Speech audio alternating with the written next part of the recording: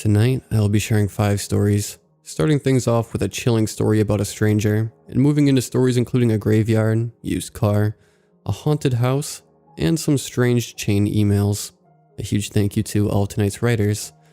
Without them, this video wouldn't have been possible. Remember to send in your story if you'd like to have it featured. Stories can either be submitted at my subreddit r/slumberreads or my email that can be found in the description. Be sure to drop a like if you enjoy. Subscribing if you're new is also very much appreciated.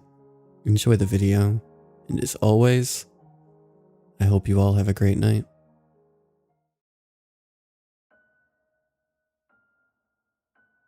I moved into my new apartment a few months ago. It was a 3-bedroom house that I shared with 2 other graduate students.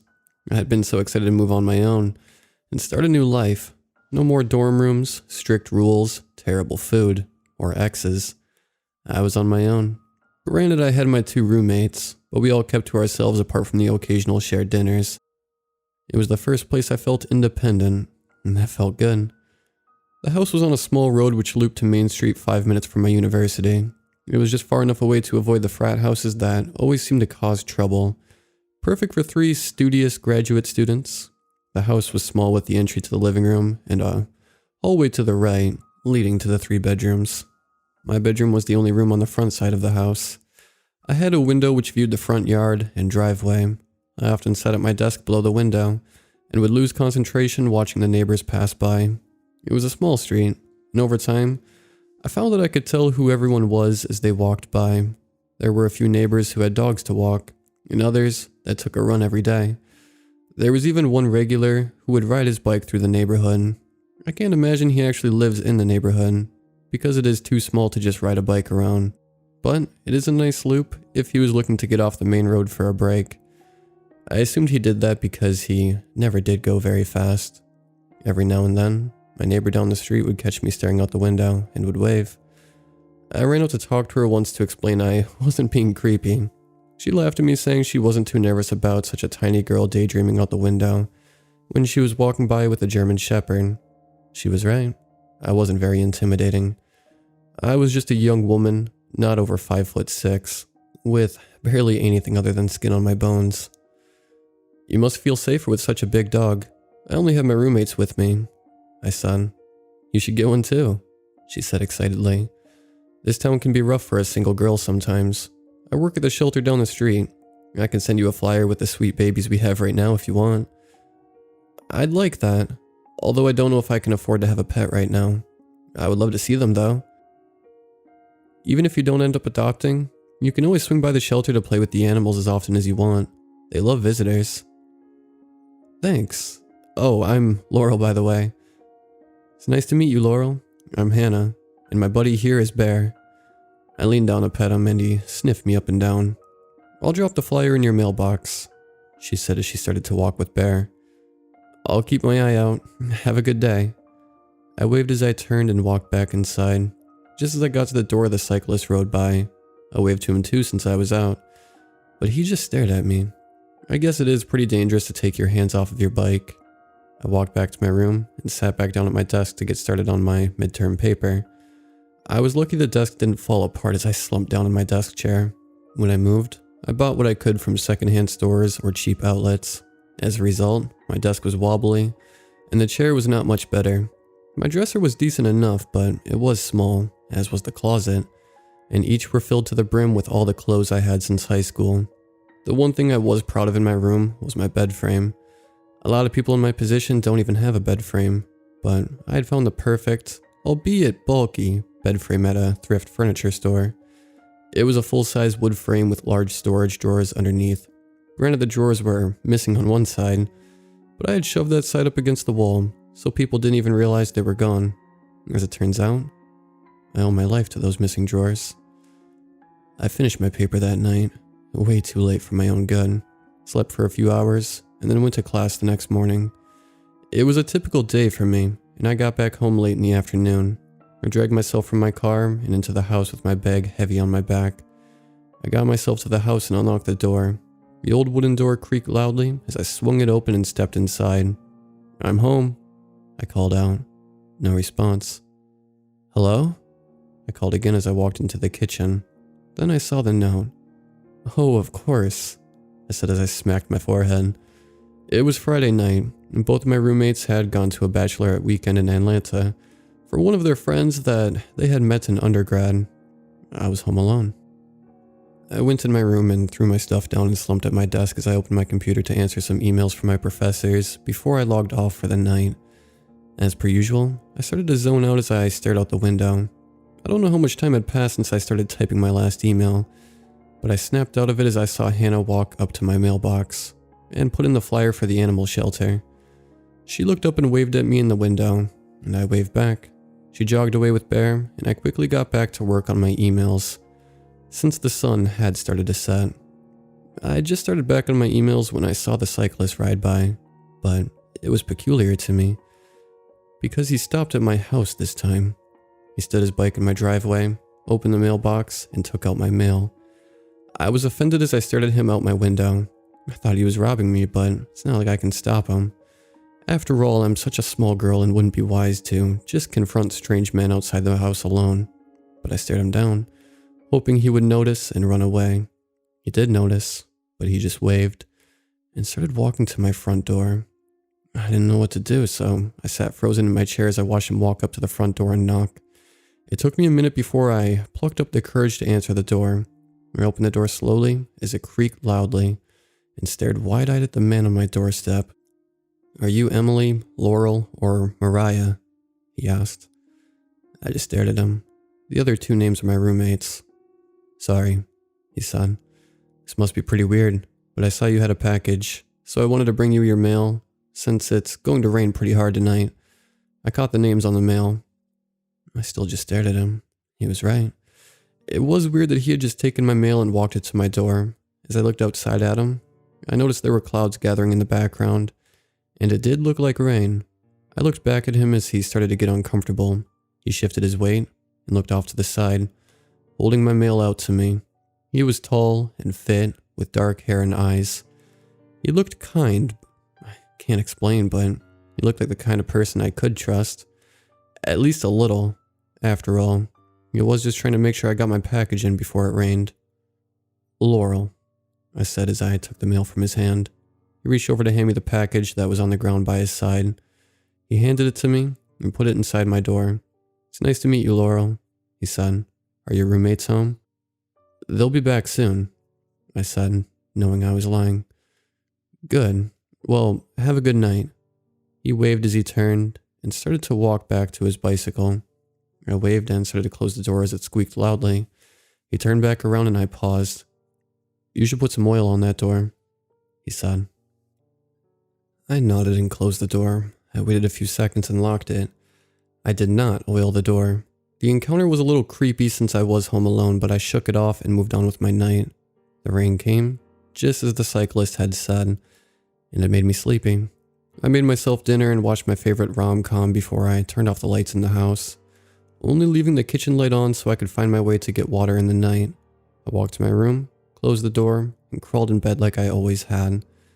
I lay there for a while scrolling through social media on my phone, tossing and turning. I had just started to doze with my phone in my hand when I dropped it down the side of my bed. There was a fair gap between my bed and the wall since my bed frame was so bulky, and this was the 100th time I had dropped my phone there. Startled, I reached down for my phone, pulled it up, and threw it on my side table before I fell asleep soundly as the thunder rumbled quietly in the background. It must have been near 3 when I woke up to a loud bang in the house. I shot straight up in my bed in a cold sweat. I was breathing heavily, trying to understand what was happening. I had no idea where the sound came from. It might have been thunder, but it sounded so close. I was startled, but I have had strange dreams with loud noises before. Even knowing that, I sat still for a moment, just listening, and that's when I heard it. The creak that was all too familiar to me. It was the door that I never put oil on. There was someone in my house, someone that I didn't know. I had no time to think, and I had nothing to fight with. I had to hide, and I needed to do that quietly. I still sat on my bed as I heard footsteps enter my house. They were heavy and slow, making the old wood floors creak beneath them as they moved. They walked towards the light in the kitchen, and I sat frozen trying to find a place to hide in my room. Anywhere I moved would produce footsteps on the creaky floor, and so I sat like a statue on my bed, unable to move. I was broken from my fear from a loud crash in the kitchen. From what I would find out was the pitcher filled with utensils, which were thrown on the floor. I knew I had seconds to act before the intruder would walk back towards the bedrooms. I threw my covers off and shoved myself into the small space between my bed and the wall. I knew I wasn't silent, but it was better than my other options. The footsteps still paced through the house. I knew that if they came in my room, they would see me hiding here. I tried to think of other options, and that's when I remembered the missing drawers. I moved the covers from in front of the gaps in the bed frame and squeezed through the opening, which was just large enough for me to fit. Once I was in, I just laid there, listened, prayed. The footsteps were getting closer. I knew they would come to my room eventually. Any robber would search the rooms for computers and other valuable things. But as it would turn out, this was no robber. I was still panting under the bed when I heard a knock on my door. It was a slow and steady knock followed by a low voice. "Laurel?" The voice called out. It was a man. It was the cyclist. It was then that I realized that he wasn't here to rob me. He was here for something much worse. He was here for me. I started to cry under my bed as he opened the door and slammed it into the wall as he entered the room. I gripped my hand over my mouth, trying to quiet the sound of my crying. "Laurel?" he asked. He walked in the room slowly, but I could hear more than just his footsteps. He was dragging something on the floor behind him. It sounded metallic. "I know you're here, Laurel. This is your phone, isn't it?" The tears started flowing silently, but uncontrollably at this point, and I jumped as I heard him slam my phone on the ground, shattering it.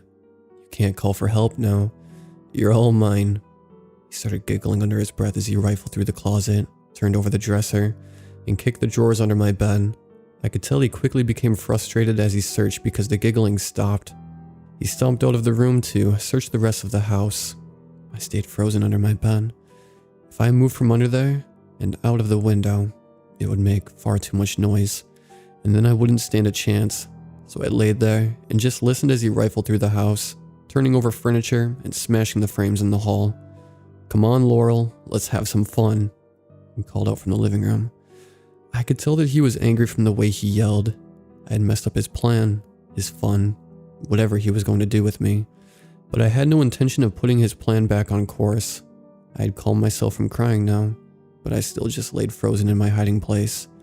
But the panic set back in as I heard him start to walk by to my room. He was enraged now. He hit the walls with whatever he had as he came my way. It sounded large, like an axe or a large knife. He stormed back into my room and hit what I can only perceive was everything in the room before he took a breath.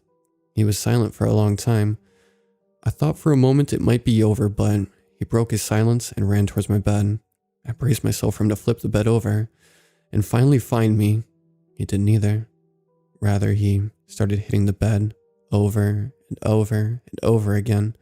He was screaming as he ripped through all the blankets and pillows and hacked through the mattress. I moved towards the side of the bed where I had entered and held both arms over my face as he continued to swing. He has made it through the mattress in some places, and I looked over to see the blade of an axe fly through the bed frame where I had been laying. The tears came back. He would find me soon, and then it would all be over. I should scream, I thought, but I didn't. I couldn't move at all. I just laid there hugged up against the bed frame staring at the axe head which barreled through the wood of the bed frame repeatedly. I closed my eyes as a hole started to form in the frame and braced for whatever would happen. And then it stopped. The hacking stopped. I thought he had found me. I opened my eyes and looked at the hole in the bed frame, but I couldn't see him. I couldn't see anything. I didn't move for what seemed like hours. I never heard him leave, so I sat still. When I thought morning would break soon, I heard him start to move. He had been sitting on the floor of my bedroom. I heard him get up and slowly walk towards the door. Then I heard the familiar creak which I had heard so many times before. The footsteps led out the door, and the door creaked behind him. It was over. I waited a few minutes and took a few deep breaths before I crawled out from under the bed the same way I got in. I stood up horrified to see my entire room ripped to shreds with deep gashes from his axe. I could only assume he would have done the same to me. I ran from my room and out the door, not even stopping to slip on shoes or see the damage done to the rest of the house. I sobbed as I ran quickly down the street to the only other person I knew. "Hannah?" I screamed as I banged on the door. I heard Bear start to bark inside. I kept pounding on the door as I heard footsteps approaching. It swung wide soon after as Hannah nearly dragged me into the house. She rushed me into her living room and sat me down on her couch as Bear followed us frantically. "What happened? What's wrong?" Hannah said frantically as she held onto my shoulders. And I cried. I just cried.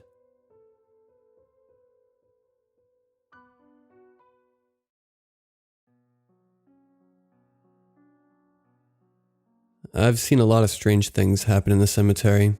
Not like what everyone says, like a ghost haunting or any paranormal activities. More like grave diggers and robbers, leaving the graves wide open after taking the corpse's valuable belongings without bothering to cover it up again. But no one, absolutely no one, prepared me for this night. The night that made me quit.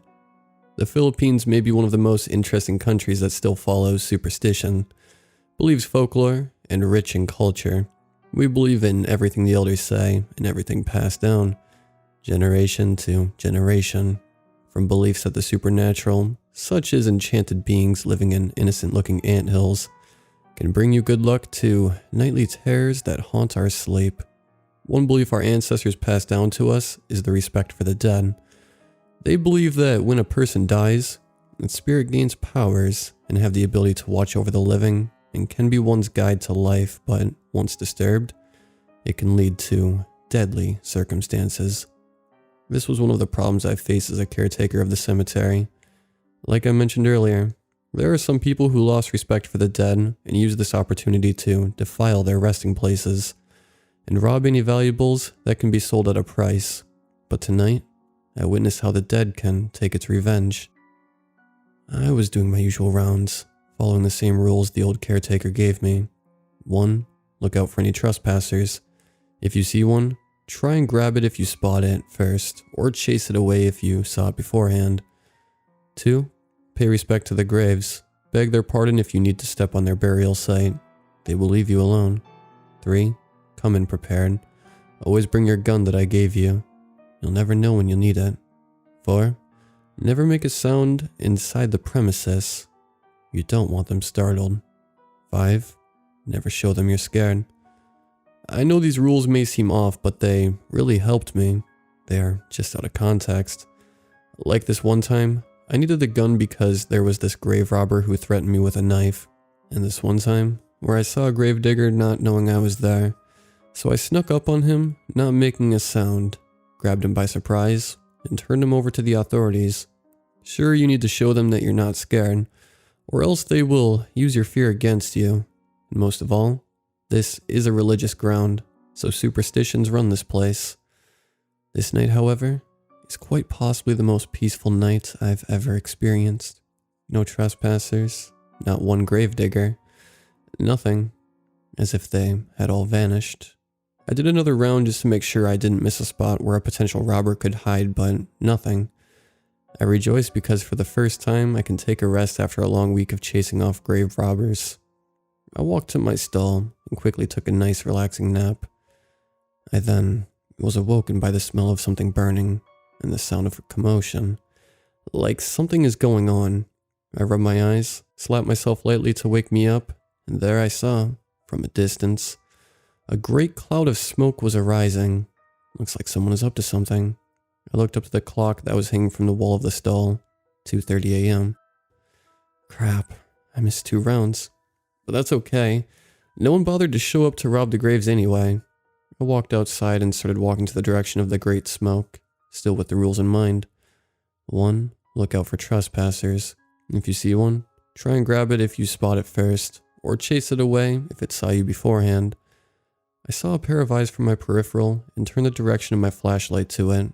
It was a pale boy, looking at me from behind a tombstone. It must be a thief, so I scared it away like I should do. The thing that bugs me is its eyes. Blacker than any void could go. It must be my drowsy head messing up. 2. Pay respect to the graves. Beg their pardon if you need to step on their burial site. They will leave you alone. I proceeded with caution every single step, making sure I begged their pardon for walking through their peaceful resting place. Why are they answering back? 3. Come in prepared. Always bring your gun that I gave you. You'll never know when you'll need it. I reached the place where the smoke was coming from. It's not what I was expecting. It looked like a public execution from a book I read about witch hunting, I think. There are people with pitchforks and torches, while there are people tied to the stake. 5 stakes. I looked closely and examined the people thoroughly. The people at the stakes are somewhat familiar. They're the grave robbers. What the hell is happening? Someone grabbed me by the shoulder. I flinched as a reflex, but to my surprise, it was the old caretaker. I was about to scream, but he hushed me silent and signaled me to watch closely. Lola, what's happening? Today's the day the dead had enough of the grave robbers. They are tired of them defiling their resting places, and now they want them to burn for their sins. Nasty people wanting more than they had. I looked at them, brave faces. They're serious about what is happening. One of the people walked up to the front, quite possibly the leader. Tonight, we shall have our vengeance. We shall show them what it takes when they disturb the peaceful. And tonight, you shall burn with us. The leader dropped the torch he was holding, and in a snap of a finger, all 5 stakes burned. I heard their gut-wrenching screams of agony and their pleas for help. Then, everything was filled with smoke. It blocked my vision, filled my lungs, and I was on the verge of passing out. When the smoke subsided, everyone was gone. No sign of the people, no trace of the grave robbers. Nothing. And in that moment, everything was clear. The next morning I resigned from my job because I don't want to witness that again. I just made up an excuse so they'll accept it. Before I left, I went to the grave of the old caretaker, Lolito. I knelt and prayed. I thanked him for guiding me in that situation, and asked him to still guide me because I'll never get it through without him. He's my father. Now, I live a peaceful life, with my wife, my children, and the memory of my father. Now you know. If you ever visit a graveyard and encountered a grumpy caretaker, you know what happens behind closed doors.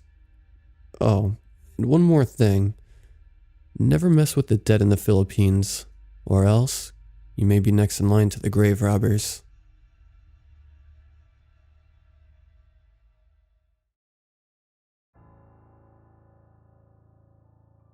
A few years ago, I was in the market for a new car. My car was starting to fall apart, problems were rampant, and the prices just kept getting higher and higher. And it was obvious that I was just dumping truckloads of money in a bottomless pit by this point. I was 19, and had already put over $10,000 into fixing the 1993 Corolla, and with the odometer reading approximately 300,000 miles, it has long passed its lifespan. The original plan was to get a new car. I was in a comfortable position financially, had a decent paying job as a sales rep, and made much more than the average bloke around my age, and wanted a reliable SUV. Me and a couple friends always went out to the desert, national parks in California, where I resided, and I was sick of getting teased for having the worst car of the bunch. I was about to go to the dealership and buy a new 2016 Highlander, since I was very loyal to Toyota, but decided I would thumb through the classifieds to see if there were any gems that were a few years old and listed for a great price. It was mostly junkers, people looking for cars, a couple false advertisements from companies trying to offer overpriced and unfair leases on new cars. And then I stumbled across an advertisement that caught my eye. It read, 2001 Jeep Wrangler, 1,100 miles, perfect condition, $500 OBO. I've never been a fan of Jeeps. They seem to burn through fuel way too fast, and have problems that a Toyota would never have. However, it was only $500, and 1,100 miles on a 15-year car is wild. Plus, something about that perfect condition intrigued me. I was curious how a 15-year-old car could be in perfect condition. I decided to reach out to the seller and get more information. Hey, I was looking at your 2001 Jeep Wrangler. Can I come by and take a look? Within a minute, I had a reply waiting at my fingertips. Sure, my address is... I'll be home in an hour. The car is in front. Feel free to check it out. Perfect. They lived about 10 minutes away from me. So I had time to get ready and call my friend Dave, who's a mechanic at the local auto shop, and see if he notices anything fishy about it. There's no way a car in perfect condition with only 1,100 miles on it could be $500, right? I arrived at the property, and to my surprise, the car appeared to be in perfect condition. It has a metallic silver paint job that looked not a day old. The windows were clean as they were when they got out of the factory. There were no scratches, dents, or damage of any kind. I took a peek inside the vehicle. It was spotless. Not a single stain, dog hair, crumb, or any evidence that it had been used at all. I get on my knees and looked at the tires, which appeared to be brand new and were the same factory wheels that Jeeps come with. The bottom didn't appear to have any damage, or any signs that there was something off. "What do you think, son?" I jumped and banged my head on the bottom of the car upon hearing her voice. Oh my god, it scared the crap out of me. "I thought you would be an hour. Sorry, I was just checking out the bottom." Sorry, honey. I just got back from the store. Do you have any questions?" The face that startled me was that of an older woman who seemed to be about 80.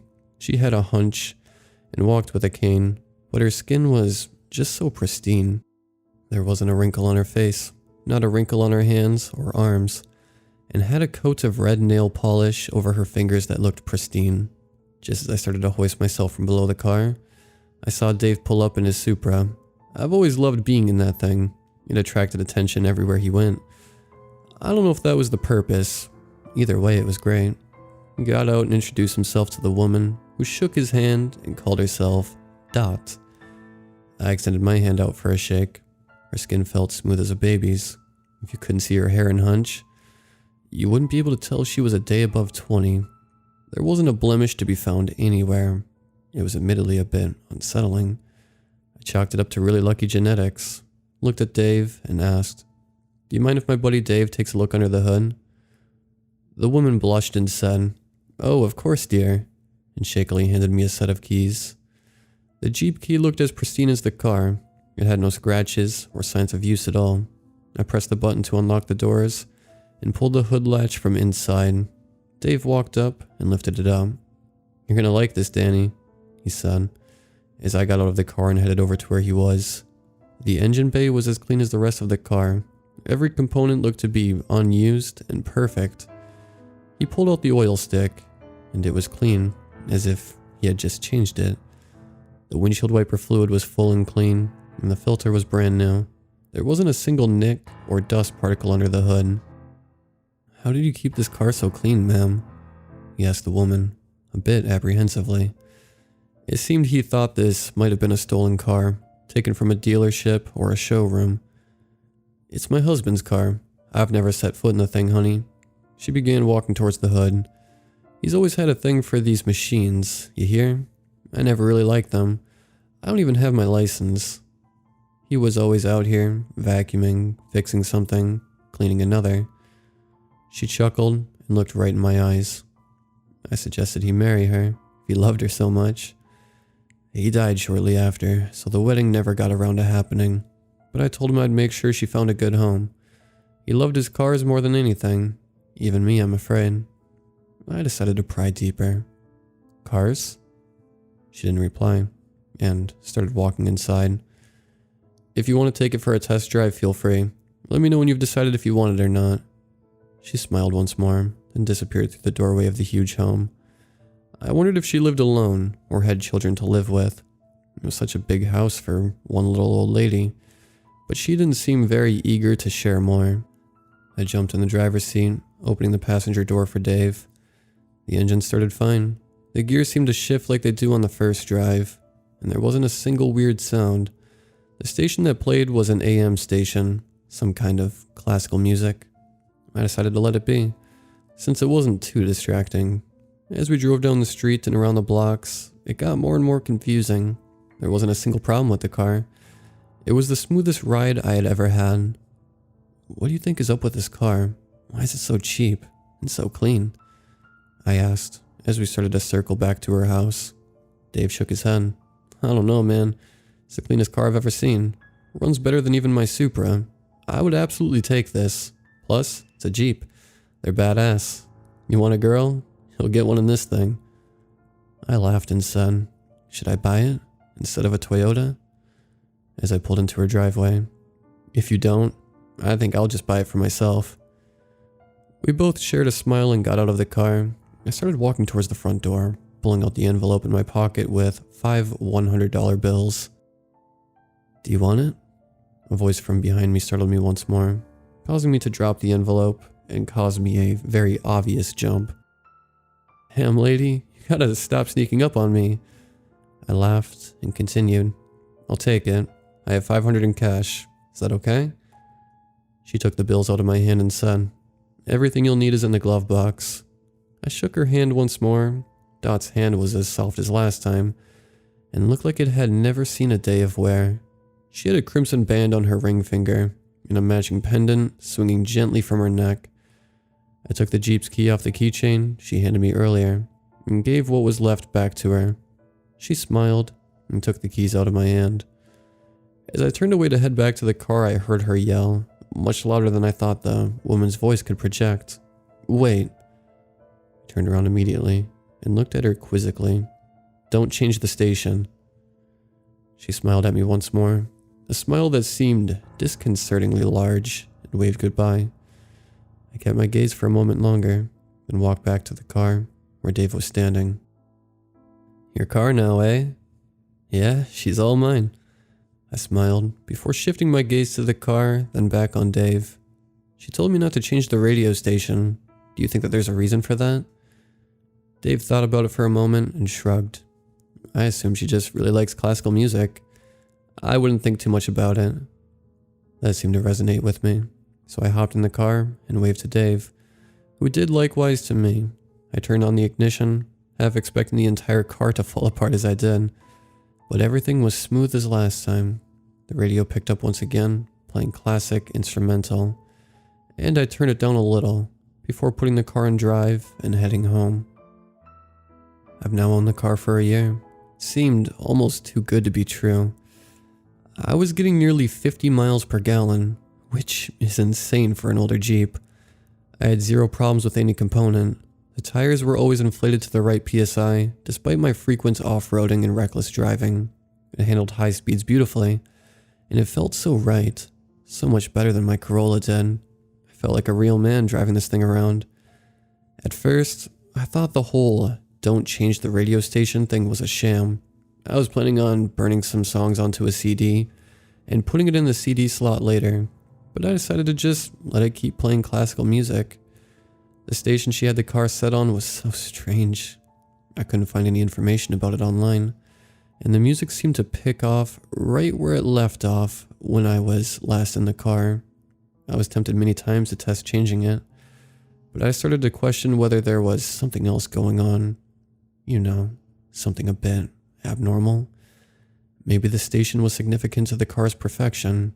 It seemed to be flawless, and the reception for that station was always strong. Even when I went to the desert for a few days, or underground in parking garages. I started bringing earbuds with me when I drove, or a portable speaker when others were in the car with me. It wasn't perfect, but I decided to just let it be. I could survive without playing music through the car speakers. Plus, the classical music wasn't half bad.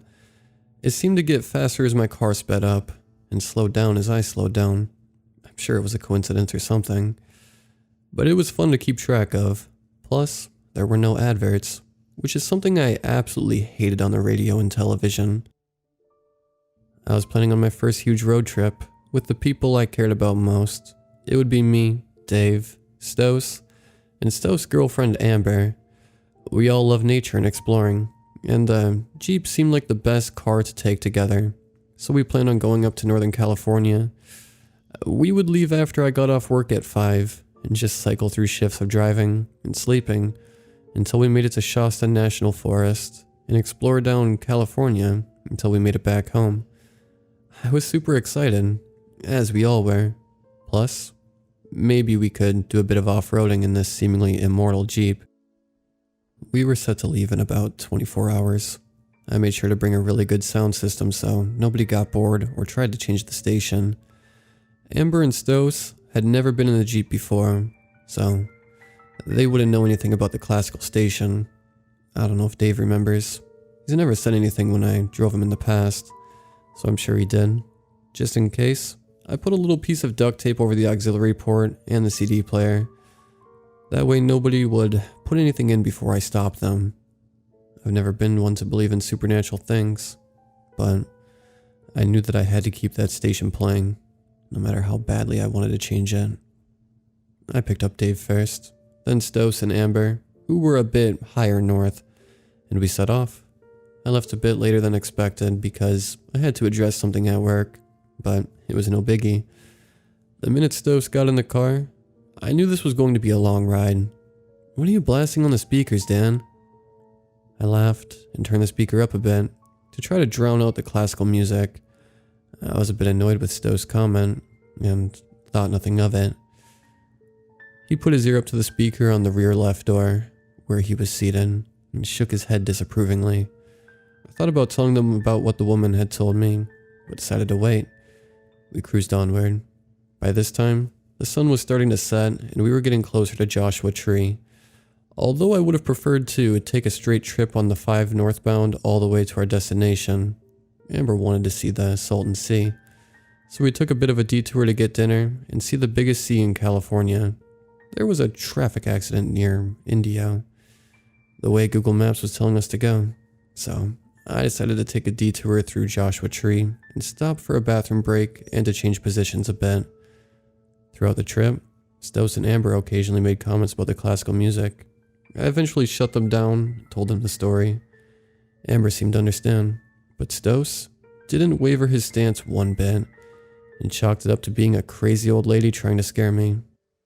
As I got out of the car on the side of the desert road, Dave got out with me, and we spaced ourselves out to pee with some privacy. I walked about 20 seconds into the brush, and Dave just did his business right behind the car.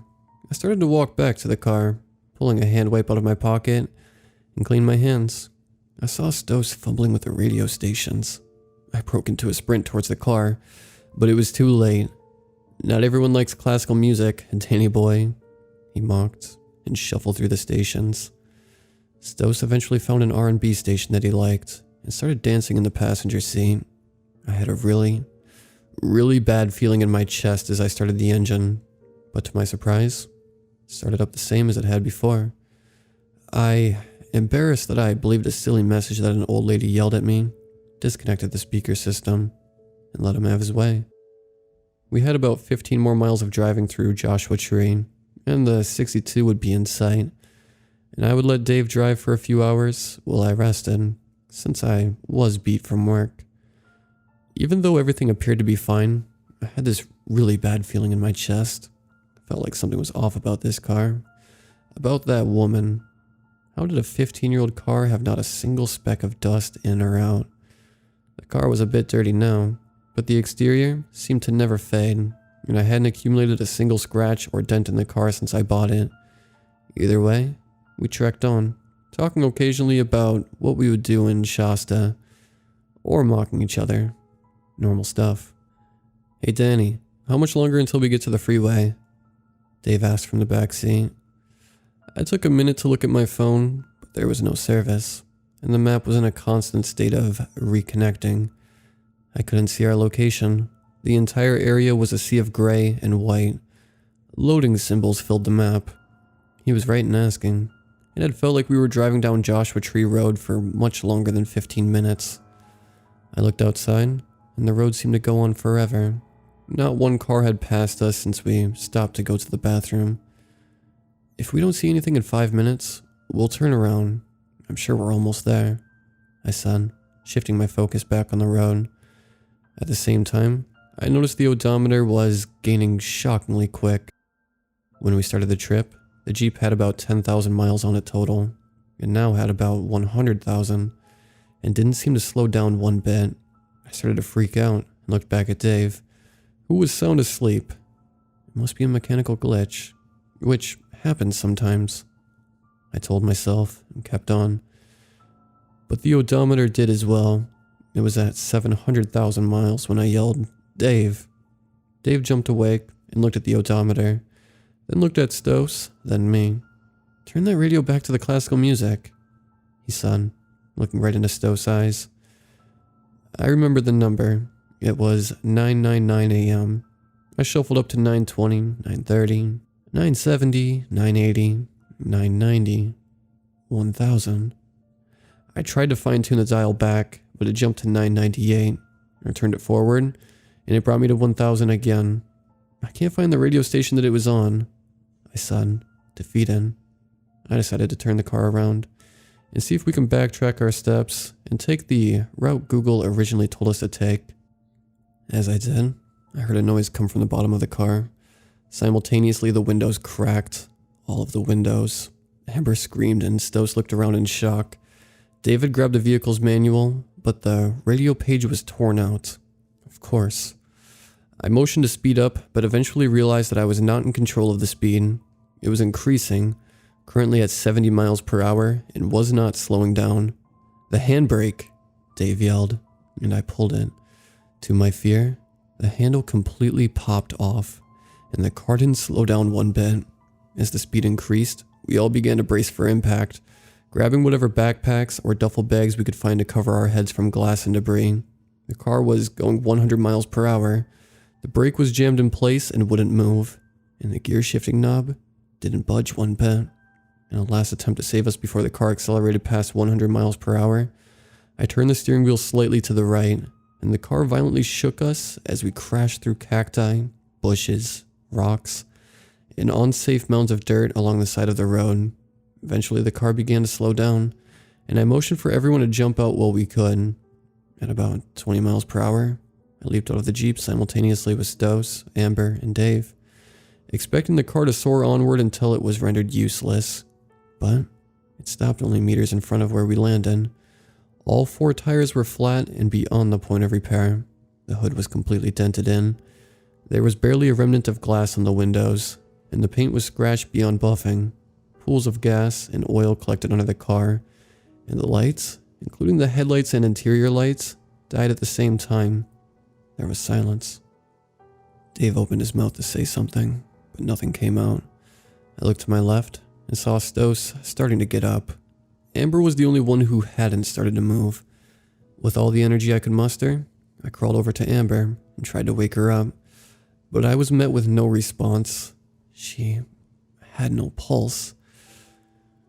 It seemed she had hit her head on a rock of some kind, because there was a huge wound in the back of her head that was bleeding all over the place. I tried to fight the tears, but succumbed to them. Amber was dead. Stos shortly looked over and noticed, and immediately jumped up and started walking towards me, anger in his eyes. "How could you do this to us?" He screamed in my face, pulling me by the shirt up to see him. Stos was a big dude.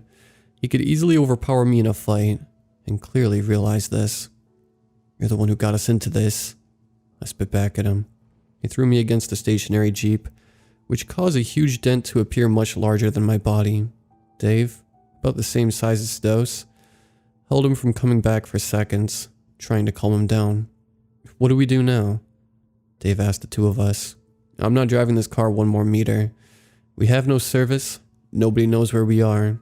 No cars have been by in hours. And Amber's dead." He motioned towards her corpse. "I'm going to walk down back to the road and see if I can flag someone down," I said. "It's our only hope." "Do you think we'd be safe to stay in the Jeep, so we don't get mauled by something?" Dave shakily asked. "Are you serious? That thing is cursed. All because Stos changed the radio station. I wouldn't set foot in it." Stos started motioning towards me, but Dave threw him back with more force than I expected from him. "I'm with Dave on this one. I don't think it's going to hurt us anymore. Even if something happens, we can just jump out the window, since they aren't exactly in place," Stos said. "Go screw off and find someone to help us, Daniel." I spit in his direction and started limping towards the road. I looked back to see Stos and Dave get in the back seats, looking at something in the front seat, most likely the odometer that I brought up earlier. The car didn't seem to be doing anything other than sitting in the middle of the desert. Maybe it was content with Amber's death, and it would leave us be. I had walked for about half an hour, but for some reason, there was no road to be found. I didn't recognize the surroundings at all. I had been to Joshua Tree in the past, but this was different. This wasn't Joshua Tree. There were no roads, no rocks. Aside from the ones near the Jeep that we almost hurtled into, no lights. Just the endless stars in the sky and brush littering the desert sand. I think it's best to head back toward the car, I thought. Just as I was about to turn back, the light from the full moon hit my body, and I saw the number 999 engraved in blood on my forearm. I shuddered looking at it. I knew we all got scraped up from the crash, but I didn't notice the number of the station was engraved on my forearm. Realizing that it probably was the same for Dave and Stos, I started sprinting back. Gripping my legs, I hobbled over brush and pebbles. Just as I was nearing the car, I heard a blood-curdling scream. It was Stos. I ignored the every ounce of pain that cried out from my leg and sprinted towards the car. I saw Stos in the back seat, curled up in a ball shaking back and forth. "Daniel, help. They took Dave." "Who took Dave?" I yelled back at him. "These things. They came from the bottom of the car." Just as Stos said those last words, I saw 4 black hands crawl up from the sides of the car and reach their arms through the 2 open windows. 2 grabbed each side of Stos' body, and as he screamed my name over and over again, they pulled at his muscular body until he exploded into a bloody mess, and his body was no longer whole. The arms took the pieces of his body back under the Jeep effortlessly, and he seemed to disappear into the exhaust pipe. I stood in shock as I saw every single dent, scratch, and broken window repair themselves into pristine condition. In what felt like minutes, the car was pristine once again. Not a single scratch lined the silver metallic body. The windows were scratch-free and looked like they were clean minutes before. I didn't know how to react. The car turned itself on and reversed to where I stood. I timidly walked up to the side of the car and put my hand on the door. The radio was once again playing classical music on station 999 AM, and the interior was completely ridden of dirt, dust, and garbage. Our bags were nowhere to be found. It looked as if nobody had ever set foot in it. Just as I was about to get in, I felt a tap on my shoulder. "Enjoying the stars?" The old woman from earlier asked. I screamed and yelled at her to stay back. She seemed to understand my fear but smiled. "Don't change the station," she whispered, and turned to walk back to the gray Mazda that I didn't realize was parked next to me. The entire setting had changed. The road was now visible, and there were a couple cars passing by. I looked around for Amber's body, but there was nothing except a rock in its place. I got in the car, buckled my seatbelt, and shifted the car in reverse. I didn't want to drive that car, but I had no other way to get home, and definitely didn't have the courage to ask the woman for help. Just as I was about to leave, I froze. The odometer read 1103.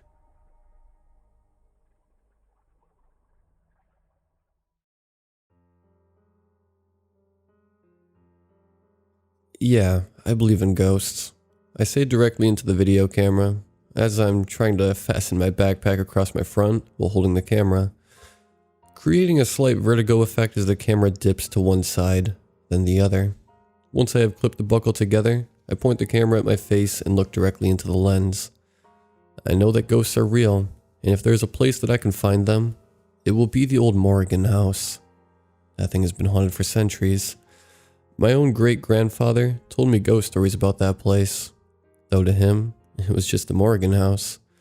Nobody, and I mean nobody, has entered that place in years. I have a backpack full of all the necessities for a proper ghost hunt. Salt, garlic gloves, holy water, blessed by our local priest. Even an EMF detector. I'm ready for anything. I point the camera toward an old, decrepit building, seemingly cobbled together by rusty nails and wood. The sky is darkening, the purple of sunset fading to black. I turn on my flashlight to illuminate the scene, with the flashlight in one hand lighting the way, and the camera in the other. I start off toward the house, watching my step as I walk across the lawn overtaken with weeds.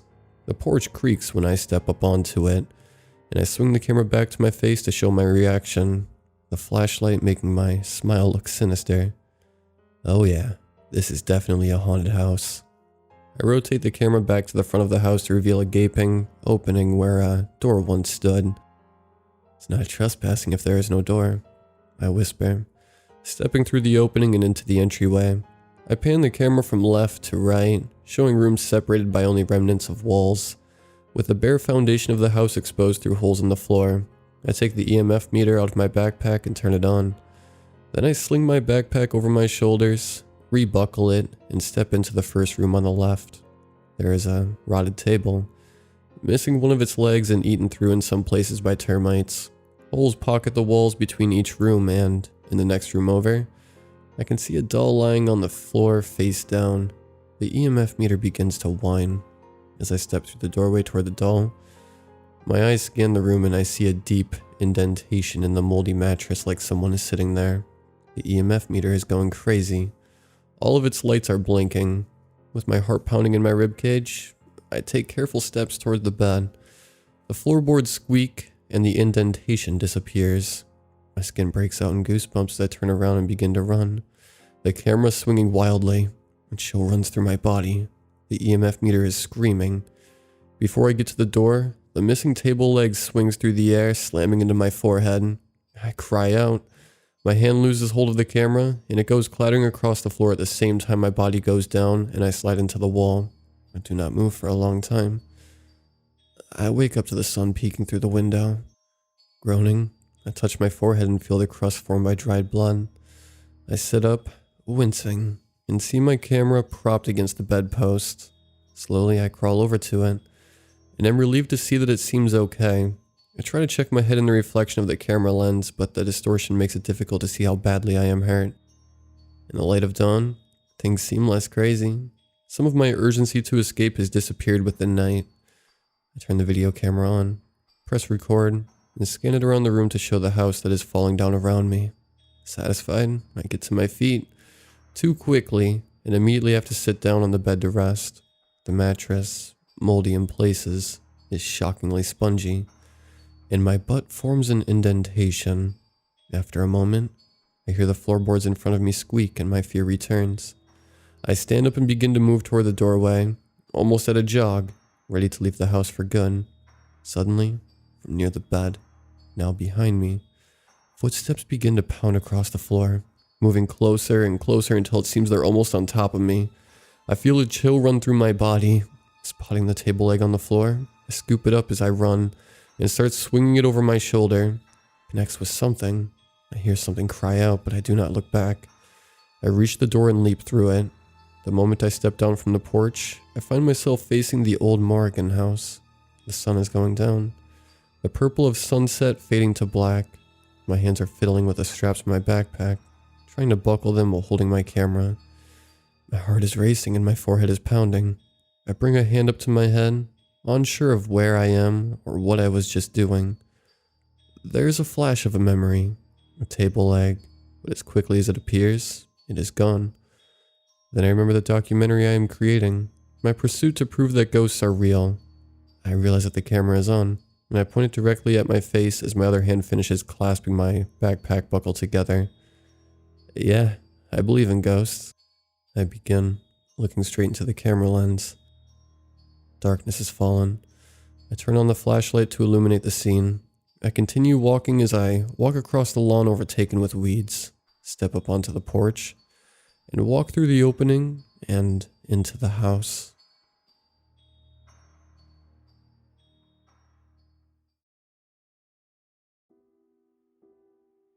Last Friday, I woke up as I usually do. I went to the washroom, made myself a cup of coffee, grabbed a chocolate chip muffin from the cupboard, and shuffled my way over to the desk in my office. I set my mug and the muffin down on the desk and flipped open the lid of my laptop. This was my usual morning routine. Coffee, muffin, checking emails. You know, the essentials. I clicked on the email application for my laptop's dashboard and began sifting through all the junk mail sitting in my inbox. See, I usually make a habit of clearing spam from my inbox a few times a day. Once in the morning, once in the afternoon, once after dinner, and once after bed. It's a strange little routine I developed after giving my email address to hundreds of companies so I could get a measly 15% off coupon. As my grandma always used to say, a penny saved is a penny earned. As I cleared up my inbox, one particular email stuck out to me. It was from my coworker Mark, sent at 1:33 a.m. This isn't abnormal. Mark usually has dumb questions to ask me at all hours of the night, generally about something he's messed up, asking me how he can fix it. This was different though.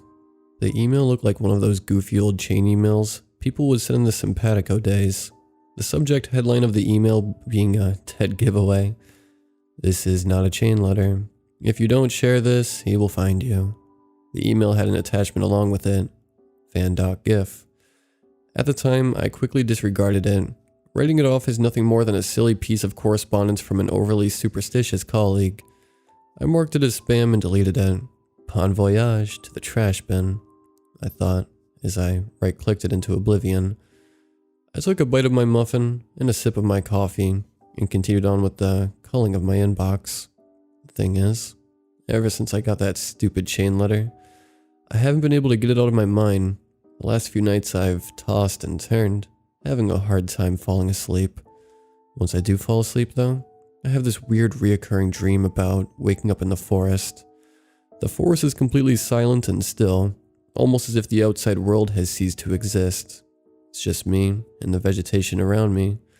No cute little chipmunks, singing birds, pesky mosquitoes, nothing. Just pure, almost deafening silence. This goes on for what seems like an eternity. As I look around and travel deeper and deeper into the forest, I scour every inch of the area as if I'll magically find some sort of meaning to all this. That's when the noise starts. The low, distorted humming of something rotating back and forth behind me. The sound drones on, and my whole body shuts down. I freeze in place, trying desperately to turn around to see where the noise is coming from. The noise is as if someone took a recording of a helicopter taking off, or maybe the clanging of an old rusty oscillating fan, and slowed it down to an unnatural rhythm and running it through audio compressors.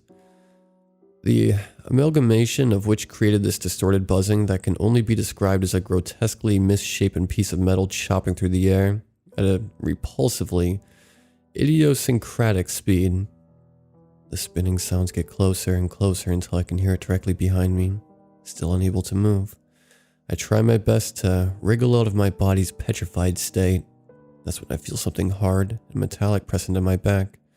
It scrapes against the fleshy parts of my midsection, making its way to the center of my spine, grinding its way up the column slowly, ultimately making its way between my shoulder blades and up to the base of my neck. Usually this is where the dream ends, and I wake up in a cold sweat. Last night was different. The ridged edge of the metallic object pressed further and further up my body, scraping my neck and finally stopping at the center of my skull. The object is then thrusted forcefully against my head, splitting open my scalp. I feel blood trickle down my neck, flowing down into the gap between the neck hole of my t-shirt and my back. The pain grows more and more excruciating, to the point that I almost pass out. Then it suddenly stops. The tension being placed against my skull eases up, and for the first time I hear something other than the low roar of the rotating blades. The voice of my colleague, the one who sent me the email, whispers something into my ear, something I can't at first understand. I muster up every fiber in my being to move my lips enough to say one word, asking Mark to repeat himself by softly saying, "What?" He replies, this time in a slightly louder, more hurried sounding voice. "Why haven't you checked the email yet?" That's when I woke up, drenched in sweat. I hurriedly rushed to my laptop and flipped the top open. The screen lit up, filling my otherwise pitch black room in a soft blue hue. I hastily double-clicked the email app on my dashboard, and unsurprisingly, there it was. That god-awful email was sitting in my inbox once again. This is not a chain letter. If you don't share this, he will find you. Again, time-stamped at 1:33 a.m. Seeing it just sitting there at the top of my email list made my skin crawl. This has to be a joke, I thought to myself. Yeah, Mark and the rest of them are just screwing with me. I hovered my cursor over the email, my index finger itching to double-click it open. This can't be real. When I get into work tomorrow, I'm gonna lay it into Mark. Who sends an email this late, especially if he's just doing it as some kind of sick joke? Running all of this through my head eases my mind for a moment. I right-clicked the chain letter and sent it to the trash bin again, this time quickly clearing it and all my other discarded emails from their junked limbo. I breathed a sigh of relief and wiped the sweat off of my forehead. I can't believe he actually had me spooked with that crap, I thought as I stood up. I put my hand triumphantly on the top of my laptop screen and began to shut the lid. As I closed it, getting it about halfway, a sometimes pleasant and otherwise mundane sound penetrated the silence and sent me reeling backwards. I got a new email. I stood there for a second in disbelief, in denial. Is he seriously this adamant about this? I flip open the half-closed laptop and there it is again. This is not a chain letter. If you don't share this, he will find you. I sit back down in my computer chair and hover the cursor over the email once more. I sigh. Well, if he's this persistent, I might as well see what all this is about. The cursor still hovering. I took a deep breath and double-clicked the email. Rereading the message over and over again and watching the gif of the ceiling fan probably 100 times, I scoffed. Is that seriously it? I got all worked up over this? Annoyed, I moved my cursor over to the delete button. That's when my body completely froze. Just like the dream I've been having for the past week, my body was rendered immobile. Then the sound started, the familiarly heinous metallic whirling. Again, just like the dream, that wretched object pressed into my lower back and slowly started to scrape up my spine. What do you want? I tried to scream, but I couldn't muster the words. As if whatever force it was knew what I was thinking. The cursor on my computer suddenly moved. I clicked off the email app and opened up a Word document. That's when I felt the function in my hands return to me. That's when I started to type out the story. The story of my last week. The story of the fan. Whether you believe it or not is up to you. All I know is, I'm really sorry for having made you watch that gif. I know. I stealthily hid it in there, but I had to. What would you do if you were in my position?